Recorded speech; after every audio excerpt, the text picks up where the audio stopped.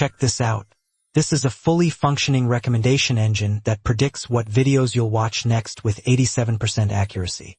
I built this in Python, and by the end of this video you'll know exactly how TikTok keeps you scrolling for hours. But here's the crazy part. The algorithm isn't even that complicated. You just need to understand 3 core concepts, and I'm about to break them all down. By the end, you'll have a working TikTok algorithm in your portfolio.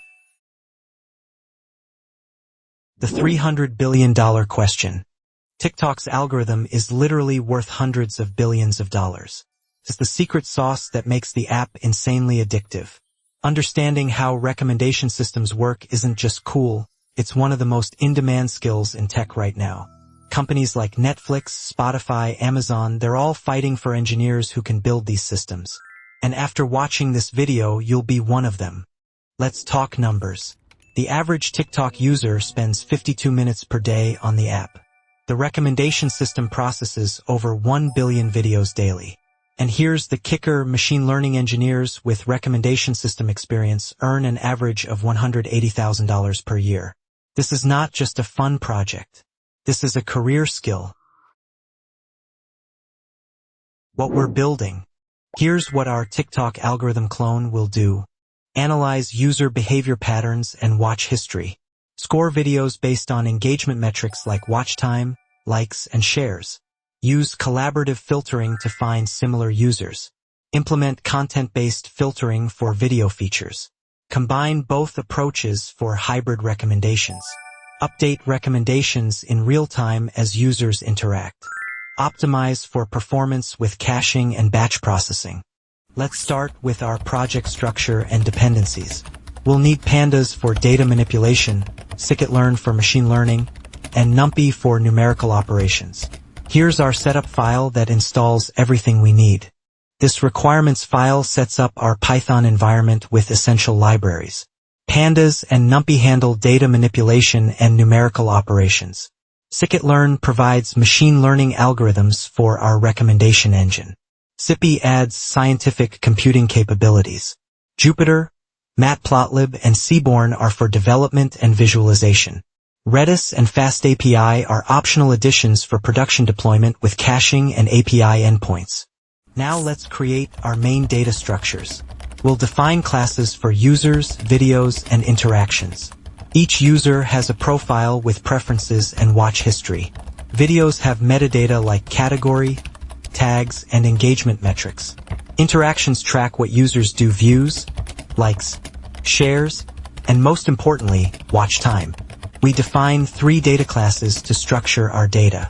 The user class stores user_ID, age, interests, list of topics, watch_history, list of video IDs they've seen, and an engagement_score metric.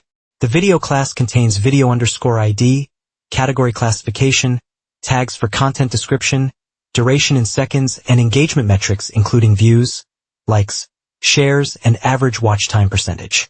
The interaction class captures user_ID, video_ID, watch_time percentage, Boolean flags for liked and shared actions, and a timestamp for when the interaction occurred. These models form the foundation of our recommendation system's data layer.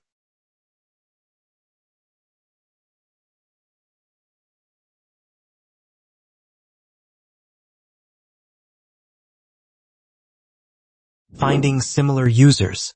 Collaborative filtering is the first piece of the puzzle. The idea is simple but powerful. If user A and user B watched and liked similar videos, then videos that user A loved but user B hasn't seen yet are probably good recommendations for user B. We're going to implement this using matrix factorization with scikit-learn's SVD algorithm. Here's our collaborative filtering engine. We create a user video interaction matrix where rows are users and columns are videos. The values represent engagement scores. Higher numbers mean the user really liked that video. We use SVD to decompose this matrix and find latent factors that explain user preferences. The collaborative filter class implements user-based collaborative filtering using SVD matrix factorization. In the __init___ method, we set n_ factors defaulting to 50, which controls how many latent features to extract, and initialize a truncated SVD model from scikit-learn. The fit method takes an interaction underscore matrix, a sparse matrix where rows are users, columns are videos, and values are engagement scores from 0, 1, 0, 0, then uses SVD to decompose it into user underscore factors and video underscore factors matrices that capture latent preferences. The predict underscore score method calculates the predicted engagement score for any user video pair by taking the dot product of their respective factor vectors. The recommend underscore for underscore user method generates top N recommendations by computing scores for all videos, dot product of user factors with transposed video factors, filtering out already seen videos by setting their scores to negative infinity, then returning the indices and scores of the top N highest scoring videos in descending order. Analyzing video features. Content-based filtering works differently. Instead of looking at what other users like, we analyze the actual content of videos. We extract features like category, tags, visual elements, and even the video's vibe. Then we use these features to find videos that are similar to what the user has enjoyed in the past. Think of it like this: if you watch a lot of cooking videos with Italian food, we'll recommend more Italian cooking content. Let's build our content-based filtering system. We'll use TF-IDF to convert video features into numerical vectors, then calculate cosine similarity to find videos with similar content. This is the same technique used by Netflix and YouTube. The content filter class implements content-based recommendation using TF-IDF vectorization and cosine similarity. In underscore underscore init underscore underscore, we create a fit vectorizer with max underscore features equals 500 to convert text into numerical vectors, and initialize storage for video underscore vectors and video underscore IDs. The fit method takes a video's data frame with columns for video underscore ID, category, tags, and description, combines these text features into a single combined underscore features string for each video, then transforms them into TF-IDF vectors which capture the importance of words across the video corpus. The get underscore similar underscore videos method finds n most similar videos to a given video by computing cosine similarity between the target video's vector and all other video vectors, setting the target video's similarity to -1 to exclude it, then returning the top n indices and their similarity scores. The recommend underscore based underscore history method takes a list of watched video indices, creates a user profile by averaging the TF-IDF vectors of all watched videos, representing the user's aggregate preferences, calculates similarities between this profile and all videos, filters out already watched videos, and returns the top N most similar unwatched videos with their scores.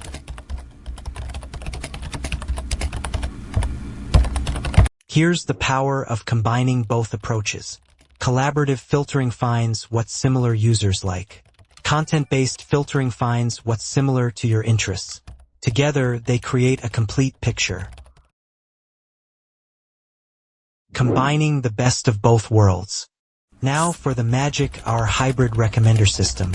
We'll combine collaborative and content-based scores using weighted averaging. The weights can be tuned based on user behavior. New users get more content-based recommendations, while active users get more collaborative filtering. The hybrid recommender class combines collaborative and content-based filtering for superior recommendations. In underscore init underscore, we instantiate both collaborative filter and content filter objects, and set collab weight default 0.6 and content weight default 0.4 to control how much each method contributes to final recommendations. The fit method trains both underlying models, first the collaborative filter with the user video interaction matrix, then the content filter with the video's data frame. The recommend method is where the magic happens. It first gets 50 recommendations from the collaborative filter, passing user underscore IDX and scene underscore videos to filter out, then gets 50 recommendations from the content filter based on watched underscore indices. We normalize both score sets to 0-1 range to make them comparable. Then we combine scores using weighted averaging for each video recommended by collaborative filtering. We add collab underscore weight normalized underscore score to a combined underscore scores dictionary. For content-based recommendations, we either add content underscore weight score to existing entries or create new entries. Finally, we sort all videos by their combined scores in descending order and return the top N video indices. This hybrid approach leverages collaborative filtering's ability to discover popular content while using content-based filtering to maintain personalization. Building a recommendation system requires careful attention to each component. First, we collect user interaction data to understand behavior patterns. Next, we process and clean this data to remove noise and outliers. Then we train our machine learning models on historical data. After that, we validate model performance using test data. Finally, we deploy the system and continuously monitor its recommendations to ensure quality. The secret sauce. Here's what separates a good recommendation system from a great one: engagement scoring. TikTok doesn't just track if you watched a video. They track how you watched it. Did you watch it multiple times?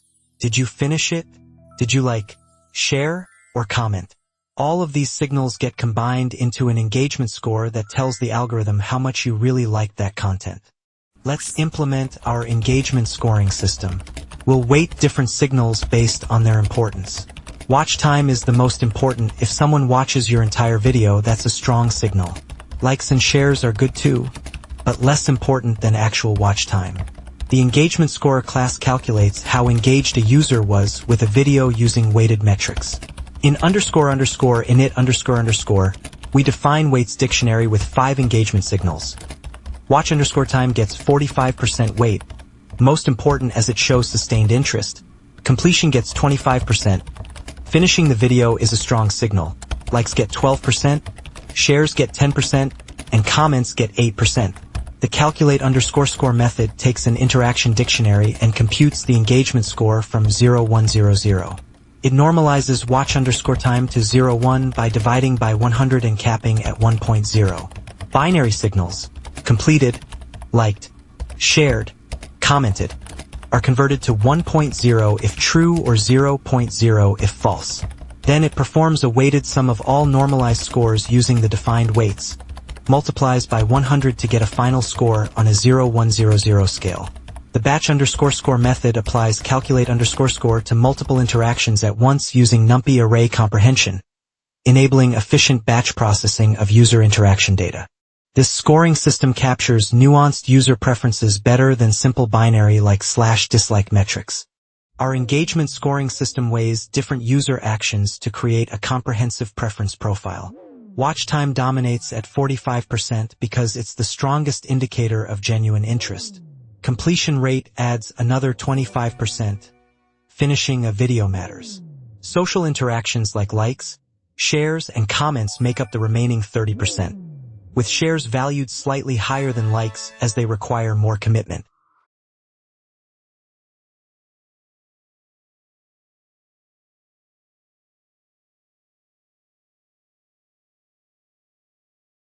Does it actually work?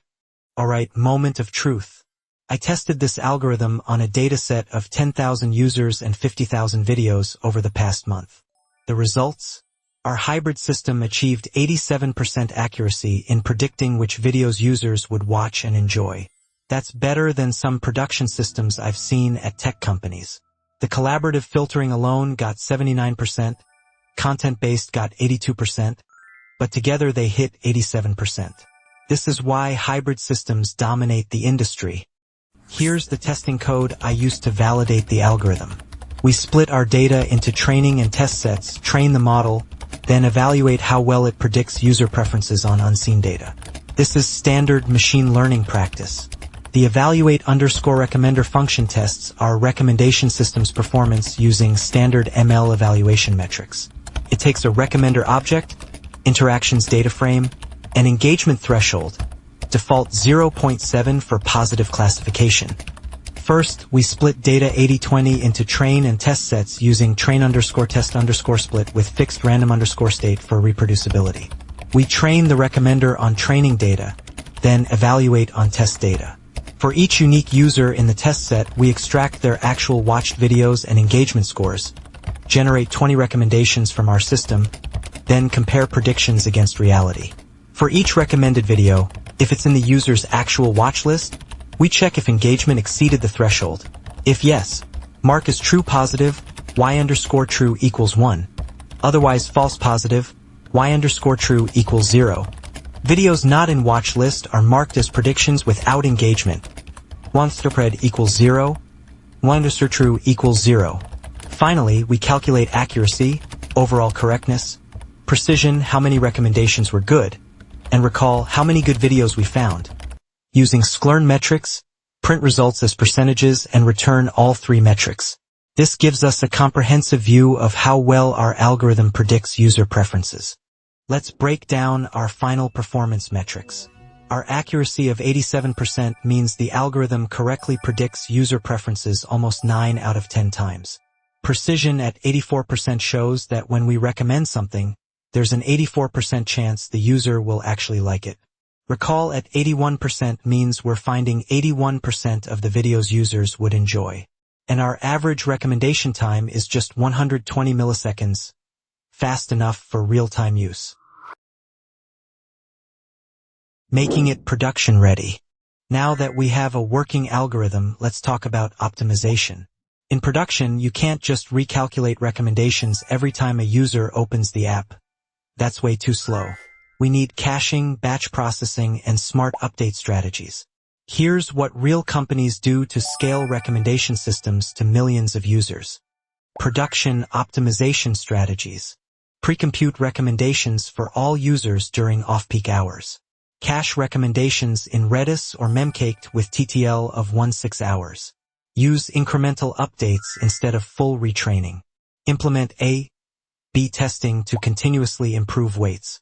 Add diversity factors to prevent filter bubbles. Monitor and log all recommendations for quality analysis. Use approximate nearest neighbor search for real-time queries. Implement fallback strategies for new users and cold start problems. Here's a simple caching layer using Redis. We store pre-computed recommendations for each user and refresh them periodically. This reduces response time from seconds to milliseconds. The recommendation cache class implements a Redis-based caching layer for fast recommendation retrieval. In init__, we create a Redis client connection using provided host, default localhost, and port, default 6379, with decode_responses equals true to automatically convert bytes to strings, and set a TTL, time to live, of 2 hours for cached entries. The get_recommendations method fetches cached recommendations for a user by constructing a key rex user_ID, retrieving it from Redis, and returning the JSON parsed result if found or none if cache miss. The set_recommendations method stores recommendations by JSON serializing them and using Redis ctext command to store with automatic expiration after the TTL period. The invalidate_user method clears a user's cached recommendations when their behavior changes significantly, like after they watch several new videos, ensuring fresh recommendations. The warm_cache method is for batch pre-computation. It takes a list of user_IDs and a recommender object, generates recommendations for each user, caches them all, and prints completion status. This dramatically improves response times from seconds to milliseconds by serving pre-computed results instead of calculating on every request. Wrapping up. What you just built. Let's recap the journey we just took. We started by understanding why recommendation systems matter, set up our development environment, implemented collaborative filtering to find similar users, built content-based filtering to analyze video features, combined them into a hybrid system, added sophisticated engagement scoring, tested everything, and finally optimized for production. That's a complete production-grade recommendation engine. Quote, "The best way to learn to code is to build real projects that solve real problems. Recommendation systems are everywhere, and now you know how to build them. Code Forge philosophy."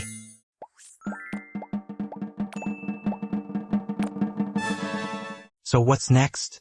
Take this code, customize it, add your own features. Maybe build a recommendation system for music, or articles, or products. The principles are the same. And here's the best part. This is exactly the kind of project that gets you hired. Put this in your portfolio, walk through it in interviews, and watch the job offers roll in. I've seen it happen dozens of times. You just built a $300 billion algorithm in 25 minutes.